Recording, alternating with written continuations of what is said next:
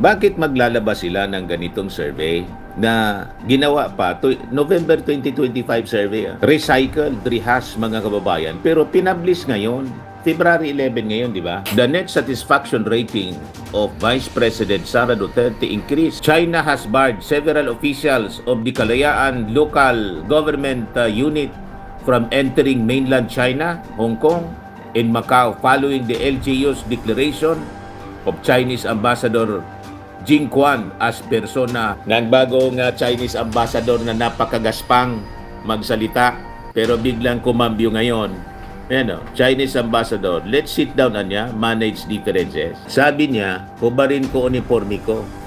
Mag-vlogger na lang daw ako. I mean, I've been doing this job for more than 3 years already. Nagbabagang mga balita at pagtalakay sa mga isyu ng lipunan. Bulsa! Opinyon, banat at paglalantad sa katotohanan. Bulsa! What you see is what you get. You decide. Basta po kayo mga kababayan, ganon talaga. Ang dami kasing mga mainit na balita mga kababayan na kailangan ko muna na basahin siyempre. Bakit maglalabas sila ng ganitong survey na ginawa pa to November 2025 survey? Recycled, rehash mga kababayan, pero pinablis ngayon. February 11 ngayon, di ba? Duda ko rito na may nagbayad dito mga kababayan para i-recycle yung balita. Hindi na to bago na result ng survey. Talagang nananadya mga kababayan sila. 7 hours ago, published by GMA News, the net satisfaction rating of Vice President Sara Duterte increased in November 2025 survey of Social Weather Station. According to the fourth quarter 2025 Social Weather Report, Duterte received a positive 28 rating, up by 6 points from 22, positive 22 she got in September 2025. So nakakaduda mga kababayan na bakit maglalabas ka pa nito? Di ba history na to mga kababayan, napakatagal na. Ano na ngayon? Anong pizza na ngayon? Di ba February 11?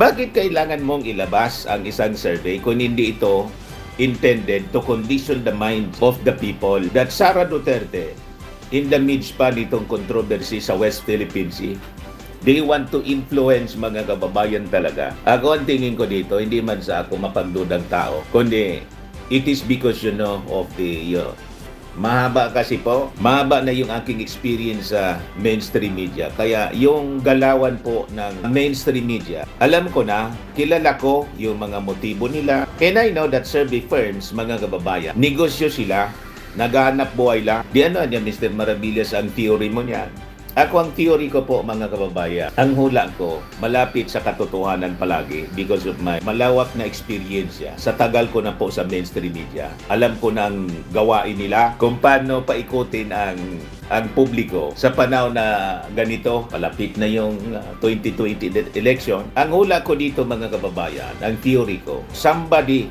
it could be allied with China kasi ang mga Duterte po malapit sa China, pro-China. They want to influence the decision mga kababayan ng mga mamamayang Pilipino. Lalo't mainit ang issue sa West Philippine Sea. Gusto tayong utuin and other political leaders ng ating bansa that they have to, lalo't may impeachment na complaints laban kay Sara Duterte, na magdalawang isip sila to impeach Sara Duterte kasi ang gusto nilang palabasin napakalakas ng Vice Presidente. That despite the, mga na kinasadlakan niyang controversy, yung pagbabanta sa ating Pangulo, yung maling paggamit ng confidential funds ng pondo ng bayan, but still, she has the trust from the Filipino people. So magdadalawang isip yung mga senador, napakalakas pa ang mga Duterte. Mag-ingat tayo, kahit malakas yung ebidensya laban sa kanya to convict Sara Duterte. Magdadalawang isip sila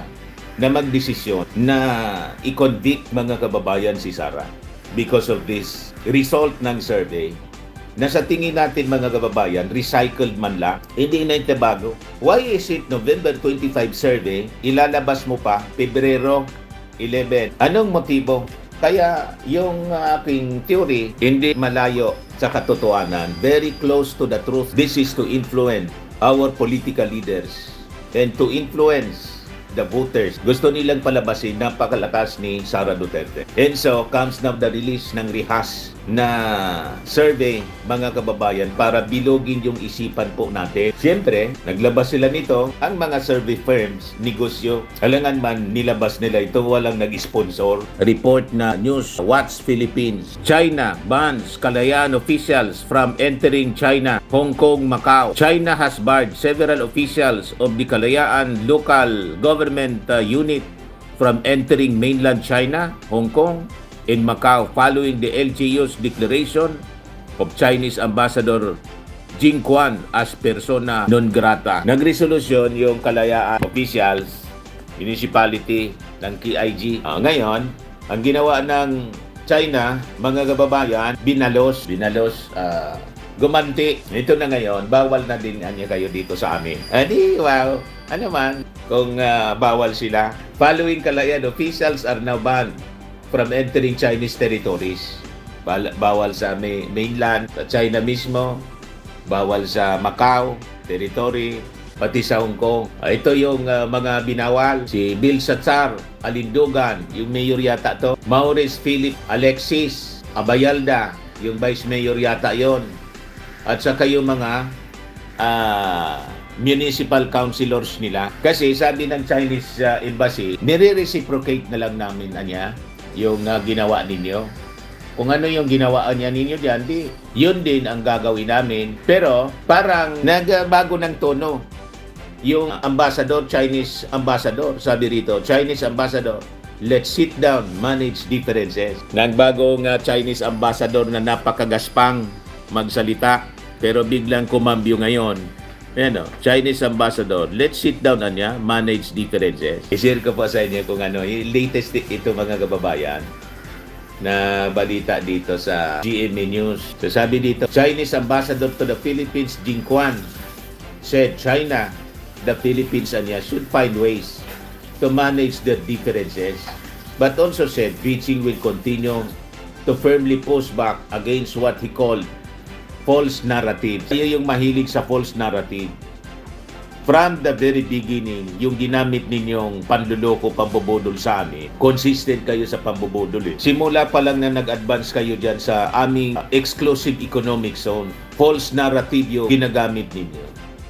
Remember mga kababayan, ulitin ko, nagsimula yan, panahon yata ni GMA or panahon pa ni Ramos, doon sila nagsimula. Yung mga Chinese fishermen, yun ang inutosan ng China na ma-build ng mga makeshift. Nakita ng Coast Guard natin, ng Navy, may tinatayong makeshift structure. Gawa sa mga light materials, sinita ng ating Navy. Ano yung ginagawa ninyo dyan? Bakit kayo, ano yung tinatayo ninyo? Anong sabi ng mga Chinese fishermen? Mga manluloko yan. Silungan man lang silungan. Di nag-protest tayo. Ganon din yung sabi ng Chinese embassy noon. Silungan lang ng mga mangingisda. Otro, balik. Nang pumunta doon yung ating Navy para magpatrolya, hindi na po light materials yung gamit.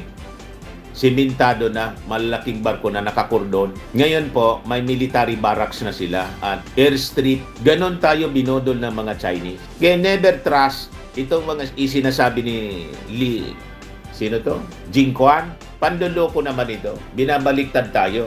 Sinasabi nila, ready sila na makipag-usap. Let's find ways Pero iba yung sinasabi nila sa ginagawa. They will still continue sa kanilang pagmamalabis habang nililibang tayo na ambassador. Let's talk Find ways.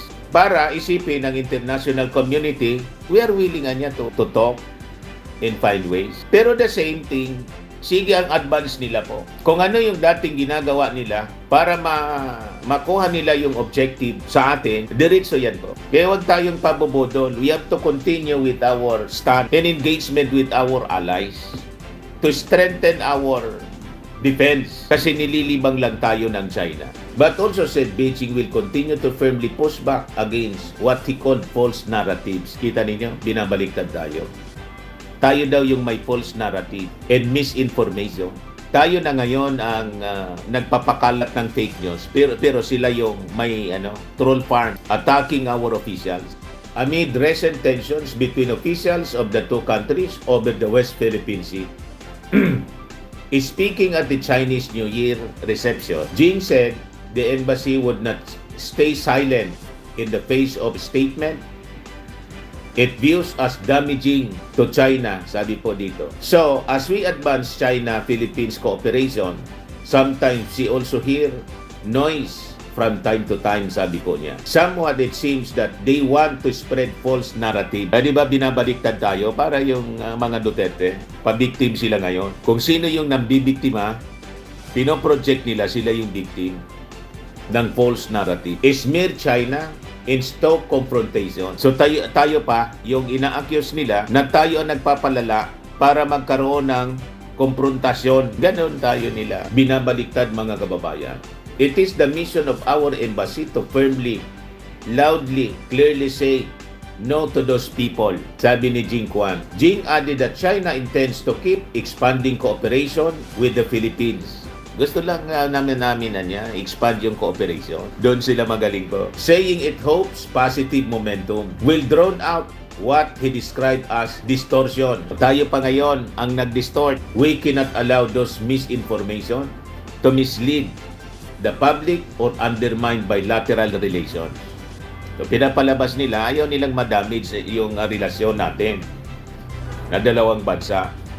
Habang ba yung ginagawa nila sa atin doon sa West Philippine Sea. The ambassador did not name the individuals he was referring to. Despite the political friction, Jing said China and the Philippines should pursue what he described as serious political dialogue in work to manage differences, particularly at sea. He also raised the long-running talks on the Code of Conduct for the South China Sea, noting the Philippines' role as ASEAN chair this year. Let us sit down, sabi po ng ambassador. Maupuan niya tayo. Mag-usap tayo. Let's talk. Let's find ways to manage differences. Parang yung sinasabi niya, totoo at sincero sila. Ayaw nila ng gulo. Pero sila yung bangga ng bangga sa atin. Binobomba tayo ng water cannon. Mahilig mambaliktad. Pabiktim na sila ngayon. Tayo na yung bully.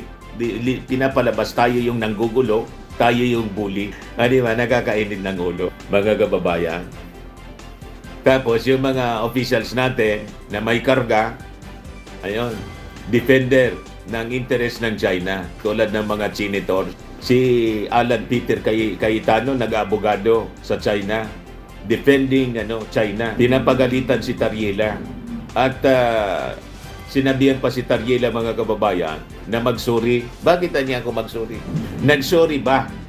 Ayan, tanong natin kay Alan Peter Cayetano. Nag-sorry ba yung China nang maputulan ng daliri yung member ng Coast Guard? Muntikan ng madisgrasya. Paulit-ulit tayo binubomba ng water cannon. Nag-sorry ba yung China? Di ba na-justify nila? At kailan na kayo nagkondina sa mga pagmamalabis ng China? Ngayon, pati si Tariela, binastos mga kababayan ni Cayetano. Ubarin mo niya yung uniforme mo. Sabi niya, ubarin ko uniforme ko. Mag-vlogger na lang daw ako. I mean, I've been doing this job for more than 3 years already. I don't think mayroon akong masamang ginawa sa interes ng bayan para bastusin at babuyin ni Senator Alan Peter Cayetano ang pagkatao ko. Kaya sabi niya ni Atty. Jesus Palsis, Alan Peter Cayetano, ang bastos mo. Bakit naman ubarin ni Commodore J. Tariela ang uniforme niya, Ader? Ikaw kaya magubad ng balat mong ahas? Napakawalang kwenta mong DFA secretary noon, tulad ni Duterte, tuta ka ng China. Binastos daw ni Tariela kasi si Xi Jinping sa paggawa ng karikature. Pero, nung panahon nila, binastos ni Digong, si Pope, si Barack Obama, pinagmumura, go to hell pa daw. Tahimik si Cayetano, DFA secretary pa siya. So kung si Digong, pwede pala si Digong na bastusin ang leader ng Amerika, ng leader ng Roman Catholicism, yung Pope. Walang problema doon. Walang diferensya. Tahimik siya. Gumawa lang ng karikature, mga kababayan, si Tariela sa pag-lecture niya. Gustong mag-sorry. Magsorry ka niya. Galit na galit si Cayetano. Tawag niya bastos. So ang gumawa ng karikature, projecting Xi Jinping na bully, bastos. Walang planong magsorry. Nanindigan si Philippine Coast Guard spokesperson on West Philippine Sea, J. Tariela, na hindi siya hihingi ng tawad kaugnay ng paggamit sa karikature ni Chinese President Xi Jinping. Sensitive kayo sa ganyan, pero hindi sensitive kayo sa pambubuli ninyo. Binangga na ninyo mismo. Yung ilang beses na ninyong binangga yung Coast Guard namin. Muntika ng mamatay yung mga sundalo namin. Walang sorry sa inyo. Nagsorry kayo? Hindi. Are there any apologies that were extended to us by Chinese government? Tanong ni Tariela. Ngayon, kung pipilitin ako ni Senator Alan Peter Cayetano, yan ang tanong ko sa kanya. Na-compensate ba talaga ng caricature na yan ang ginawang pag-violate ng Chinese government sa ating mga kababayang Pilipino? Mas matino pa mga kababayan itong si Tariela kaysa dito sa mga DDS senators. Matino mag-isip. Pero itong mga senators, sabi ko sa inyo, ito yung dapat sinusurrender na China imbes na yung KIG. Ngayon, kinol na ni Carpio. Sabi ni Carpio, yung hamon for a debate. Carpio details topics for WPS debate with Marcoleta. Tapos willing din mga kababayan yung municipality ng Kalayaan na mag-host ng debate. Ito si Juan, pakinggan natin si Carpio. Friendly debate, can you have details on it? Yes, I accepted the challenge to debate this topic. First, the first topic is there legally a West Philippine Sea? In other words, is it in our law that there is a West Philippine Sea? Because Mark Willard is saying there is no such thing as West Philippine Sea. The second is if there is a West Philippine Sea in our law, are the maritime zones of our islands in the Calayan Island Group part of the West Philippine Sea? Yun lang, dalawa. Very simple. And I think that will help our people understand the issues involved in the West Philippine Sea. Thank you. So, Justice, there are senators na simply parang sinusuportahan yung China. One political analyst said, these are Chinadors, parang mga traitor daw. What's your comment on these senators na parang supporting Chinese or China? We believe in freedom of expression as long as you do not destroy our country. So these are expressions of opinion. We can tolerate that, but it's the duty of the rest of the Filipino nation to voice out also their position. But at the end of the day, those who take their oath of office, they say they will defend the Philippine Constitution. And in the Philippine Constitution, the territory is there. And it says the state shall protect its marine wealth in the exclusive economic zone. We have to protect our exclusive economic zone. That's what's stated there in the Constitution. So if you're a government official, you should be careful because you have taken an oath to defend the Constitution. The Constitution says we must protect our exclusive economic zone. Thank you. Thank you, sir. Thank you, Justice.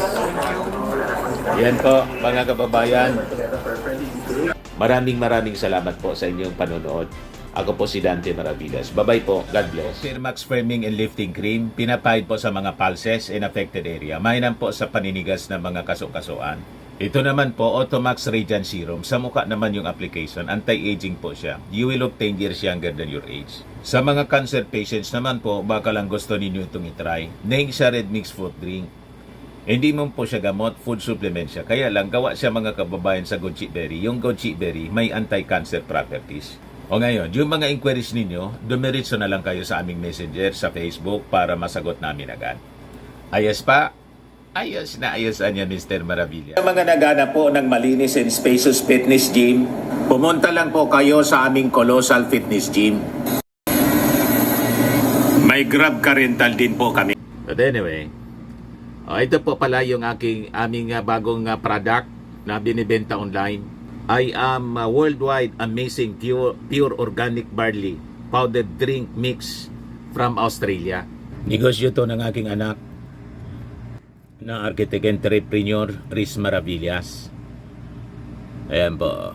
Kontakin na lang po ninyo siya, Riz Maravillas on Facebook. Ang mga health benefits niya, boost immunity, improves digestion, enhance energy levels, packed with antioxidants, prevent cancer. Ito naman po yung bago naming product na binibenta online. Eye Glow Serum, whitening po siya. Tingnan ninyo yung epekto sa aking anak na architect before and now. Yung mga inquiries po ninyo, dumiretso na lang kayo sa kanyang Facebook account, Riz Maravillas.